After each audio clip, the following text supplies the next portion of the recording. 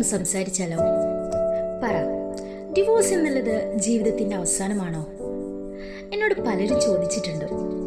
But അത് experience ചെയ്തെന്ന രീതിയിൽ ഞാൻ പറയും, അതൊരു പുതിയ തുടക്കമാണ്. ഒരിക്കലും പൊരുത്തപ്പെട്ടു പോകാൻ കഴിയില്ല എന്ന് നമുക്ക് തോന്നി തുടങ്ങിയാൽ പരസ്പരം വെറുപ്പിക്കാതെ നല്ല രീതിയിൽ എടുക്കേണ്ട ഒരു തീരുമാനം. നമ്മൾ അനുഭവിക്കുന്നത് എന്താണ്, നമ്മൾ ആഗ്രഹിക്കുന്നത് എന്താണ്, അത് നമുക്ക് മാത്രമേ അറിയുള്ളൂ. ഒരു പക്ഷേ നമ്മുടെ ലൈഫിൽ നമ്മൾ ചൂസ് ചെയ്തിട്ടുള്ളത് ഒരു റോങ് പേഴ്സൺ ആയിരിക്കാം.